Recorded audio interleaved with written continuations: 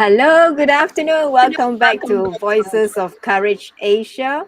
And this is Lilian here. Once again, we are very excited to learn from our female entrepreneurs. And today I'm very excited to have Miss Phebe Yeo. Right. Good Hello. afternoon, Phoebe. Hi, everybody. Good Hi. afternoon. Good afternoon. Right. For Yeah. those of you who are not familiar with Phoebe, now Phoebe is passionate, she is personal, and she's very purpose driven. That's what people call her, you know. And you guess what? She is a music professor turned consultant who is passionate about people. She recognized the importance of financial literacy of women from all walks of life. So she has decided to pursue her passion for women as she finds joy in connecting and journeying with them through different life stages. So Phoebe helps women to take charge in their financial goals with ease and confidence. So Yes. through her dedication and hard work, she has achieved MDRT, the Million Dollar Roundtable, and the Asia Pacific Financial Services Association Awards for 3 consecutive years, right? And I know that you are going on several incentives trips this year, isn't it? That is true. That is so true. That's true. Very thankful for it. Yeah. Mhm. Right.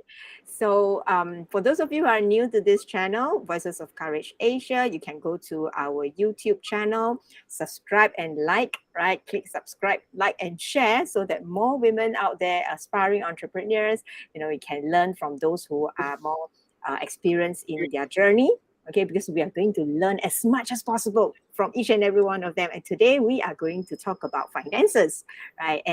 But of course, also, the leadership mindset in running your business. So, Phoebe, in a Yes. nutshell, right? You just share with the audience a little bit about yourself, what you do. Maybe some fun facts. Yeah.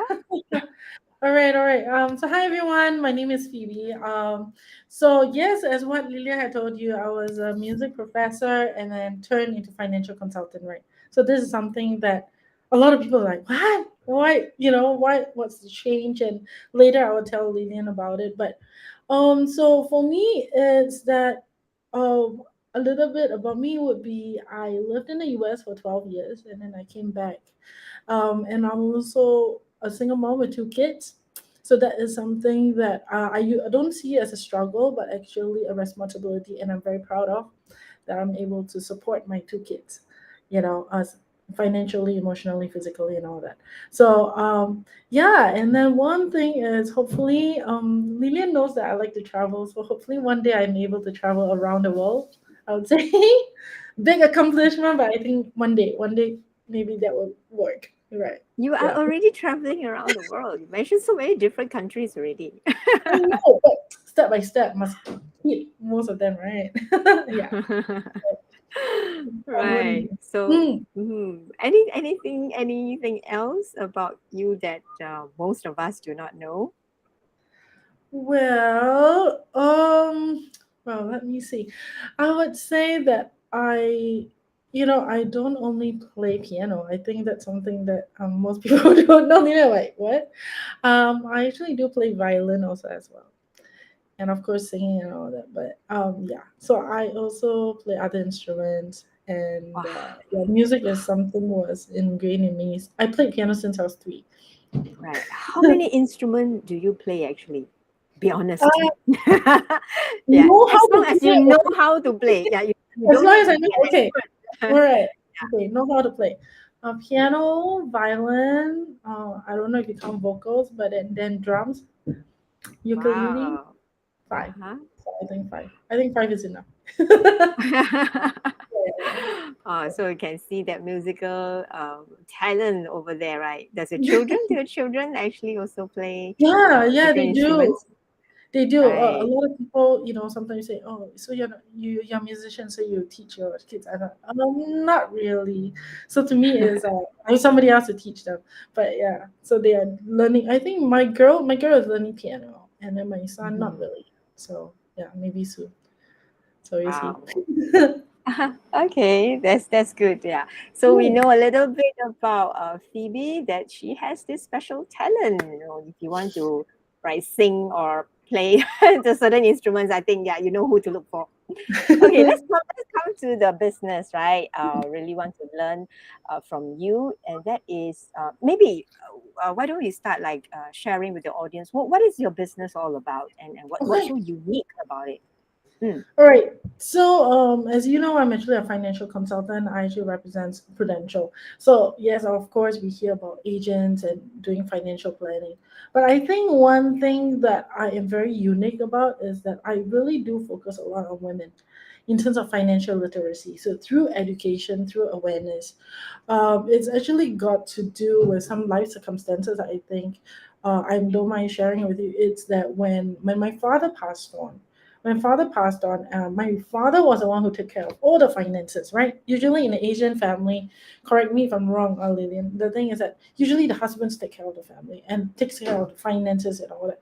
And so when my dad passed on, I think my mom just went blank, like was not able to, doesn't understand how financial works.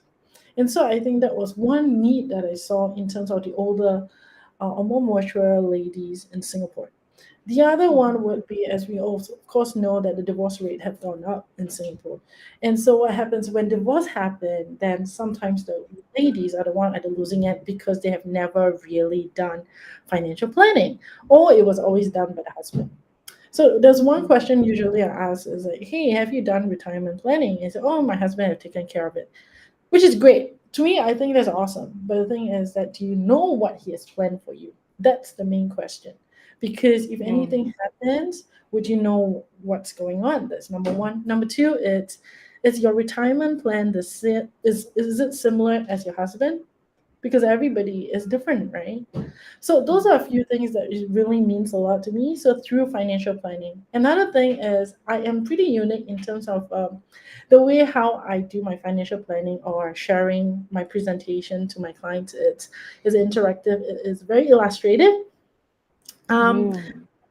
that's where the creative side of me is. Like, I don't bring music in. Okay, sometimes it's like Okay. no, I don't sing about insurance, right? I don't do that. But what happens is that I use a lot of synonyms or even colors and diagrams or something concepts that allow Mm, people to really understand and become really it's pretty down to earth. So it's 3 pointers, easy to understand, and that is something that I think my clients really appreciate because it is, the main goal is she able, like for me, to my clients, is that am I able to make sure that my clients are protected? Will mm, they understand what they have? Because right. usually when I go to some clients, like transfer clients, I say, hey, what do you have? They're like, I don't know, 我不懂啊, you know and that's a part where I think it's kind of scary because the thing is that we only have one life, and if we don't really know what we have or what we don't have when the time that we need it and it's not there, then Mm. it's too late. Is Yeah. this is this something? How's the statistics or numbers like? Maybe or in terms of percentage or proportion. Mhm. That when you talk to women, just now you mentioned, right? Mm. Your experience is that oftentimes many of them don't know what they have, or everything just leave it to the husband. Yeah. What do you have like any kind of Okay, I statistics for can't that? share. I don't have like now concrete, but Mm-hmm, when mm-hmm. I do my Based on your webinar. experience, yeah. Okay, based on my experience, the statistics is around, like I would say, in Singapore itself, 50% people are not ready for retirement. Okay, that's what it's based on Straits Time. Okay, that's number one. Mm-hmm, Number two, in terms of women now, which is great, there's an increasing percentage. So last time was only 20% or 30% really is interested in financial planning. But I think as time goes by, because now women are much more educated and also much more independent in some ways, and so they want to take hold of their own finances and all that. And even mm-hmm, if married women who is even housemakers and all that, now they also want to have their own fair share of money that they mm-hmm, can have their own. So I would say, with that said, it has increasingly, it's not 50% yet, unfortunately, but I would mm-hmm, say like around 30-40%, I would say. Also, it's got to do with the age group. Of course, the youngsters are the one, like I would say, the women are really taking charge, because now in the schools, which I'm really grateful of, in secondary schools that I've I've actually seen is that now they have financial literacy or financial planning. What is it all about? There is an introduction Mm. of finance. In primary school, now they of course have, like the POSB, how to save. And I Mm. think those education syllabus or even that topic is very, very essential because you want to start from young about this Mm. saving and the spending and all that. And so in Prudential, what we have actually this program called Chaching. So Chaching is a program where FCs, financial consultant, volunteer their time to go to these schools and then to teach what financial planning is all about using Oh, Cartoon Network. Yeah. right. I think Really? the only thing I remember in my childhood, anything that's related to finance was the they they they encourage us to save, right? Correct. So Yes, that's what you got. yeah, yeah. I think that's the only thing I can remember. I know, I But know. And mm, that was a time when I think, if I remember, when I was in primary school, right, you have this POSB, and then it's like because you want to get a soft toy or something, you just try to uh-huh, put money, right? So yeah. now what happens is that there is this we had a collaboration, I think, with Cartoon Network, where they would say, okay, how much do you think your toothbrush is? How much do you think your toothpaste is, and all that, and usually it's targeted to primary schools, so primary one to whatever, right? And then they would say, "Oh, this costs 70 cents." He said, "No, it's actually $1.20." They're like, "Really? So expensive?" This and that. Mm, But also, what I think is great is because maybe because my daughter is in primary school, right? I get to see how she actually know how to save money or spend money, because mhm, in schools now, they're learning how to use the money, so it is also giving them some decision making skills, mm. in terms of And using the money. I think also to educate the children about value. Mm. Yeah. So Mhm. yeah. That So is like you very said, important. I'm surprised to hear. Oh, the comment of, oh, it's so expensive, right? Yeah. Yeah, yeah, because okay, so no offense, but I feel like sometimes the kids that we have right now, sometimes they are very complacent in terms of, like, we always give things. As a parent, sometimes, I love my kid, I want to give everything, but then they don't appreciate as much Mhm. sometimes. Yeah. I think So that with has that, to be very intentional that we it is. remind them. That's why, helping them to Yeah. understand the value of the whatever that they receive. It doesn't just apply to things, money or finances. Yeah. But even True. relationship, time, things that are non-tangible. We also want to educate our children to appreciate the value of that, of Exactly. mm, the Yeah. resources So that. Yeah. Mm, no, it's true. It's because of the resources and all that. And I think it's great that, that we are starting from young. So primary school, we have programs like this. Secondary school, what I heard is that they do have financial literacy kind of like program. And mm, what I know in polytechnics, they do have a syllabus of financial planning for business and accounting students. So mm, that also does help people when they go through adulting, mhm, when they start their work and all that, mm, they need to have also a basic of financial planning. And to me, it's very crucial.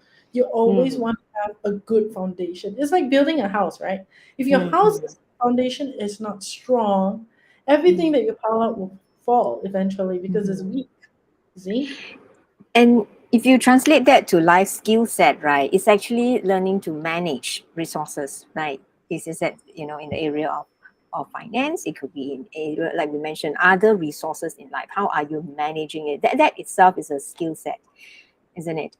It Hmm. is a skill set. It's a skill set, and you can learn it. That's the Mhm. great part about it. It's not like, oh, I have to be born with it. Oh, like, oh, because my family have taken care of it. No, no, it's not. I think it's intentional.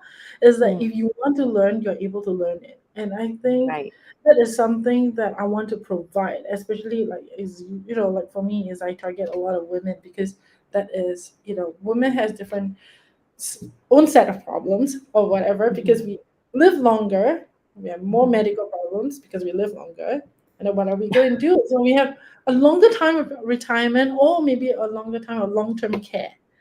Mm, Now, that's a part where sometimes we do not think of it. And I totally agree. Sometimes people don't think about it because we're still young. Why are we thinking about that? Right? mm, yeah. But with inflation and everything that's happening, Mhm. now people is like, wait, is it going to be really expensive? What if I cannot afford? Or Mm, what if? I have to reduce my lifestyle during retirement. What if Mm, I don't have enough money for my long term care? So those are a few things that I think a lot of people are thinking more now based on the okay, circumstances right now. Yeah. right. Now, just now earlier you mentioned, okay, we know that you went from the music Mm. profession into this industry, this financial industry, right? So, and you shared the reason why you did that switch. But can you share with our audience, what were some of your challenges, from pivoting from one industry to another? And it's like it's totally a very totally different, contrasting, different industry.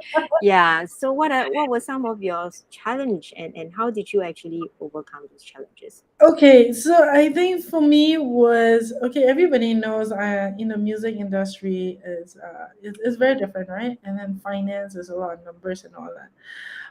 The learning curve usually for some people it may be steep, but I think for me what was great, the challenge I thought it was going to be tough, but I think the challenge was I think being in the right work culture and even the right agency does help because like for me the learning I would say the learning part is that I mean I'm a good student now, okay, let's say that, but do I like what I study is a very different thing, right? So when I was studying finance because you need to take the papers and all that, when I took those papers I actually did enjoy it because what happened was that my agency was able to equip me with training with tutorials and all that, but not only that I was able to apply what I was studying to my own financial planning because I'm pretty Mm, sure that a lot of people before they join or whatsoever will have some insurance plans already, right? So what happens is that when I got to learn about that, um, it was a little bit like tough, but also was fun because I was able mm, to apply straight on. You know, it's mm, all application and it's not just theoretical, right? Okay, but I would say work-life balance was something that suffers a little bit because for music was that it was dictated by the parents or whoever my clients are, so I would work with the children or the student and all that kind of stuff, so everything is all blocked up. But for this one it's when you meet clients have to say as when they want to meet you up, and one is a good and bad. The thing is I have flexi time, so flexi time allows me to be whenever my kids need an emergency, yes, I'm there. But mm, when my client needs me, I'm so sorry, I have to go there, right? So when I first started, I was like, oh, okay, with this flexi, there's a lot of freedom. Now I have to put boundaries. And me being a social butterfly, and this job uh-huh, allows me to have my social life back, was like, whoa, So I think on my first year was that to how maintaining a healthy work life balance, for work, for my kids, and of course for me. That was something that I had to learn the hard way, especially for me, because on the first year, I think that I was also going through the divorce and all that, and just at it just takes a lot out of me, And then I have mm, a new job, and I would do it well because I have to provide for my two kids. So mm, to do all that, I just need to like focus, right? Focus. So mm, I think in terms of work life for the first year was that okay, at the beginning it was tough at first, and then I said, okay, no, there are some boundaries that have to be made.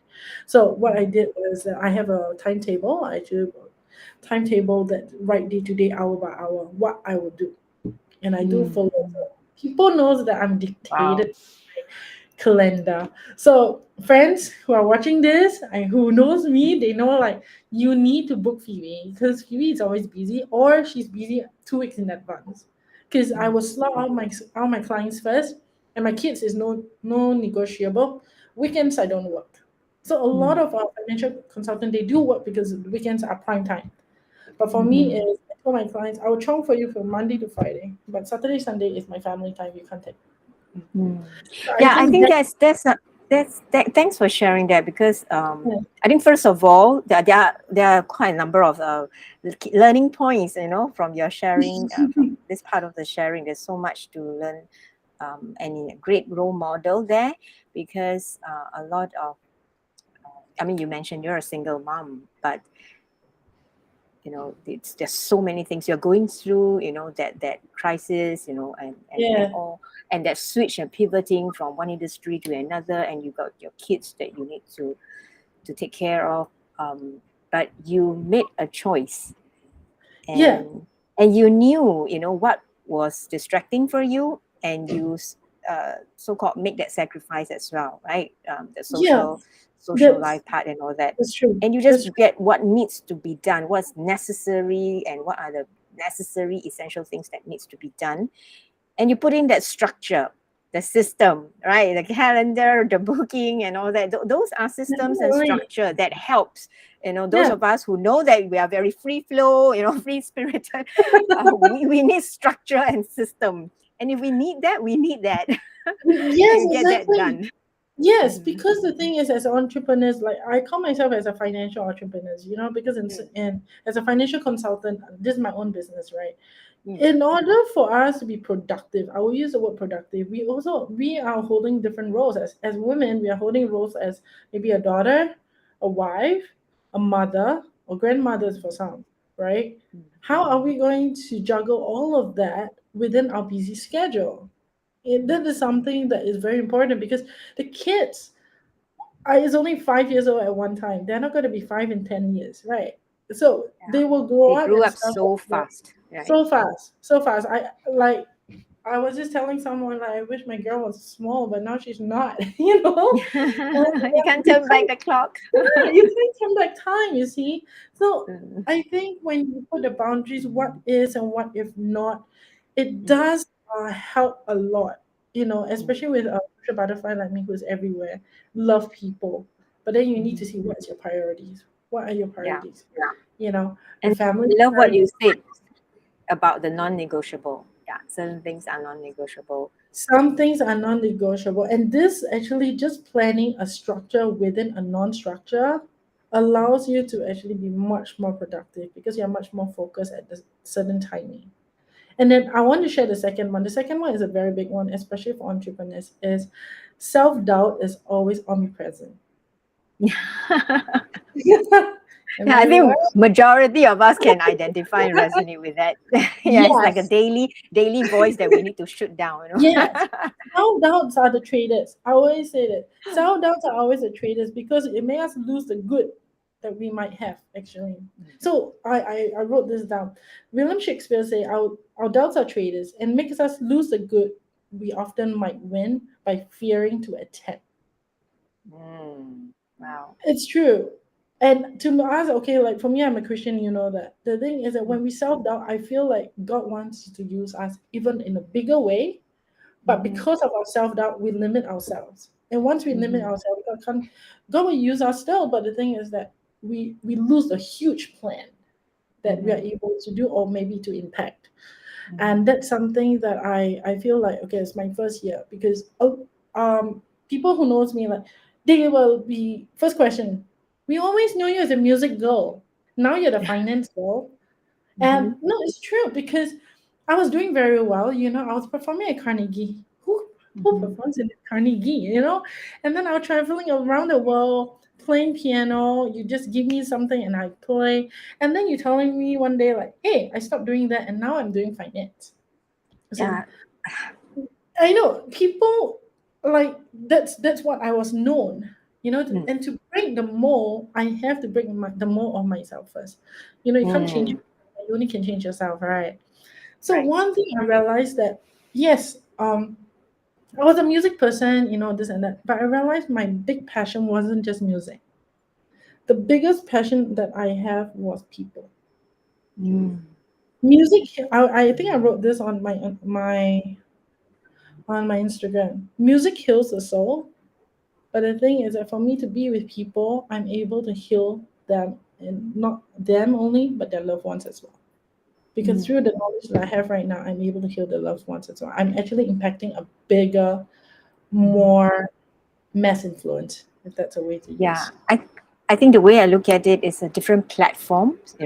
Yeah. So, which platform do you adopt, and which platform do you need to change, in order to reach a bigger a wider audience. Yeah. Yes. So But for you to mhm. actually change that platform itself already took courage. It takes a lot of courage, right? Because you are Yeah. comfortable, you are doing so well, you are so familiar with that particular platform. And I'm not sure if you are open to share this, like, in which age range were you when you did that switch? Because age is Okay. still for many is a very critical Yeah, yeah, yeah. No, consideration, right? yeah. Because of the I'm an open security book. that they have built up. Yes. uh, No, no, no. No worries, Lina. The thing is, when I did the switch, I still remember I was 33 because my mm, girl was 3, my boy was 3 months. I was going through the divorce. mhm, First year was mm, first year. It was don't mind me saying this, it was hell. It was hell because the whole entire divorce was not in Singapore law, it was in US law. And so that's a different law itself. mm, Um but I think the question is change can be difficult, but change is also intentional. And change doesn't mean it's bad, you mm, know. A change can be for the better good, but the yes. question is why? What's the behind? What's the reason for the change? Mm. I love Simon Sinek. So Simon Sinek always say, Mm, what's your why? Why do you do yes. what you do? Yes. And so I think for me was I have to be overnight. I have to be the breadwinner of my family. Mm, And overnight, when the paper came, I was just telling a friend is that when the thought that you may lose your kids because you are going through a divorce and custody, that mm, it changed your mindset to a survivor mode, the fighter mode. mm, What can I do to get, to be very honest, to get more money? What mm, can I do to give a much more a financial freedom for myself and my kids? What can I mm. do that I can give a better lifestyle for my kids? Yeah. I think you touched the next question that I was about to ask about your belief and your mindset, to Mm, address these challenges that are very, very intense, right? Yeah, because everything is like happening at the same time. You are really, like you said, you really literally in a battle. You have to fight for all that you want to keep and create yeah. that change. Yeah. Yeah. So, what was that one mindset, one particular, if you were to, I know that definitely there are several mindsets that Mm-hmm. you need to address, but Yeah. we don't have the time to delve into all that. But if you were to choose one very evident one, um, which mindset did you have to address?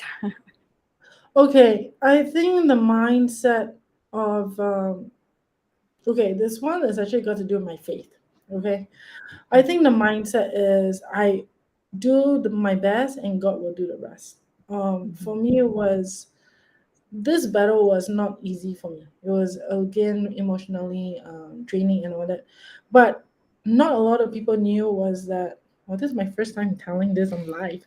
Is that when I was doing my music, I was actually asking God for a new job, something flexible. I do not know what, because don't forget, I just came back from the States. I don't know about mm, insurance. I don't know anything about real estate, all this, and even CPF at a point. Okay, mm, but I just needed something else because I was getting burnout and all that kind of stuff. But so when opportunity comes onto my plate, um, to me was nothing is coincidental. I don't believe mhm, that everything happens for a purpose, no matter if it's good or bad. There's always a mm, silver lining. It's just a matter if we open our minds to mhm, actually accept is there something for us to learn.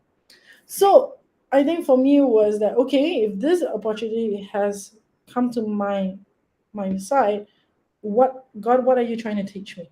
What do you want me to do? It is mm, definitely different from what I do, but I know that I was dealing with people.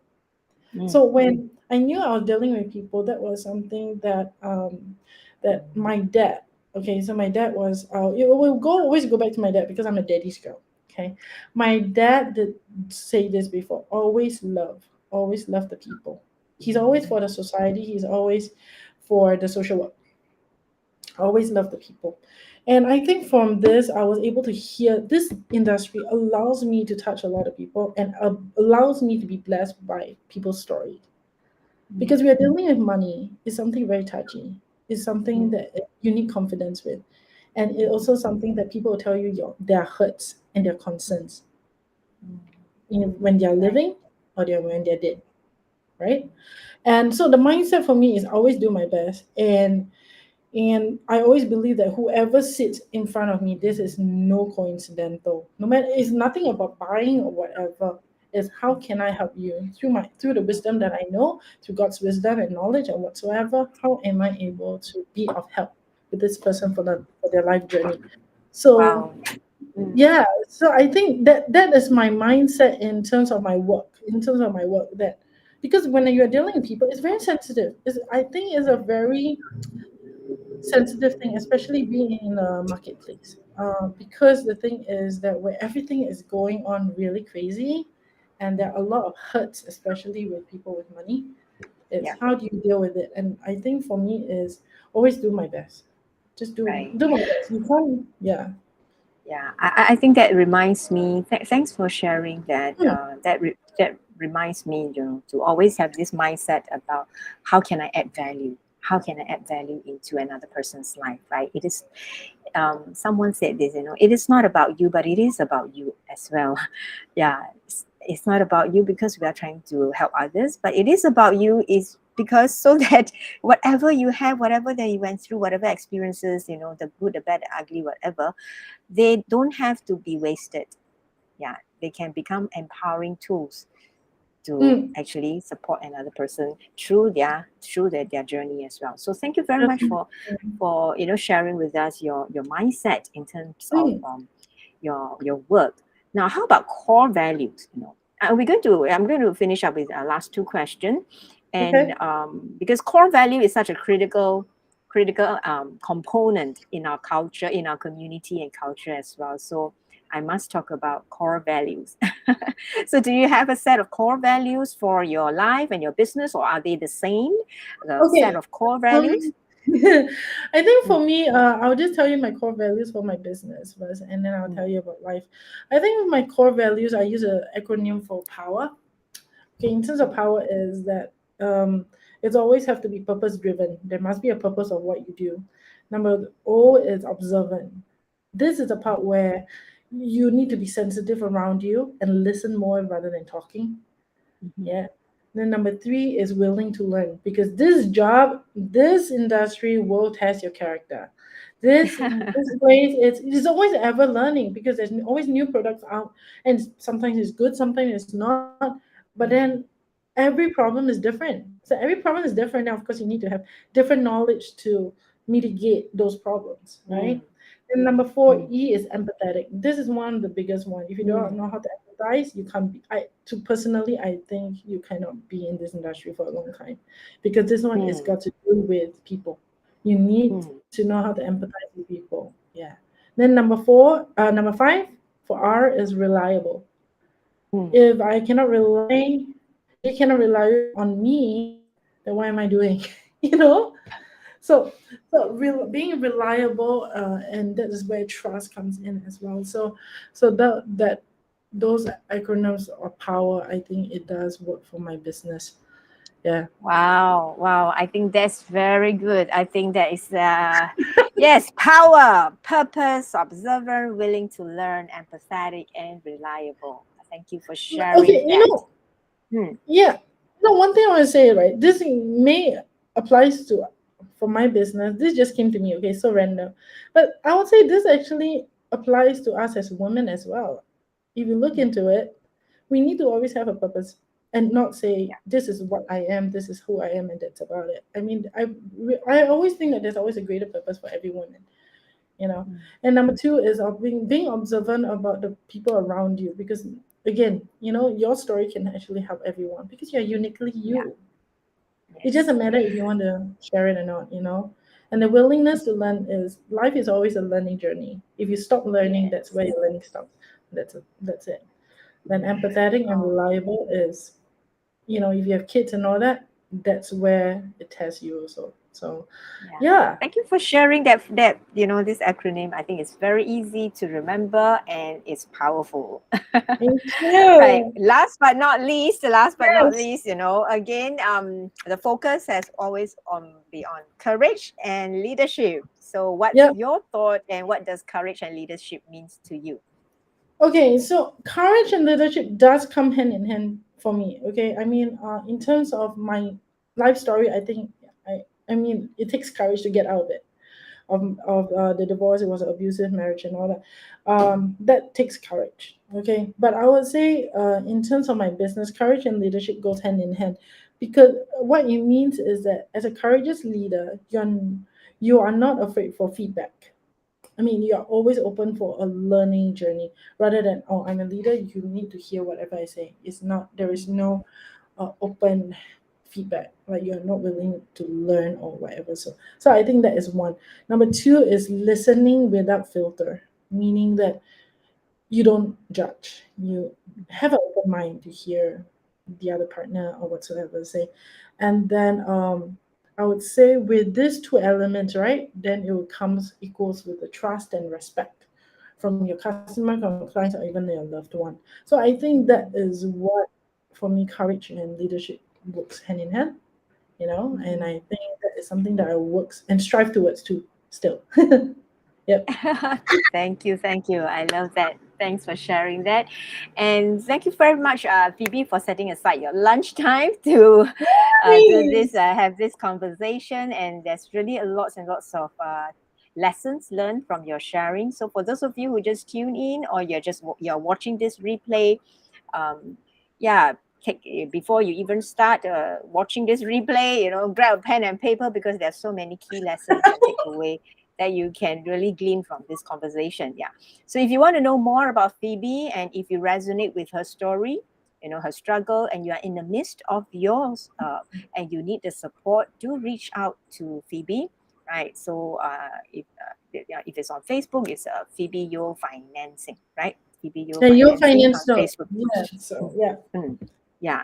And then okay, this one I copied from your Facebook link. Yeah. So Yeah. anyway, yeah, you search Phoebe Yo or Your Finance Note, you will find Phoebe, and I'll put the link in the caption as well.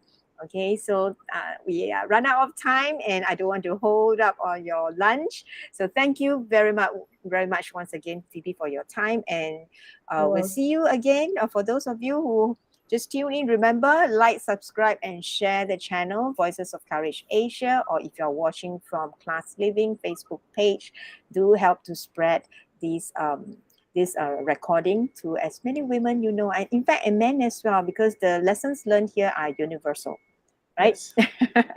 Thank you very much. Right, this is Yeah. Lilian here signing off. Thank you. See you again. Bye.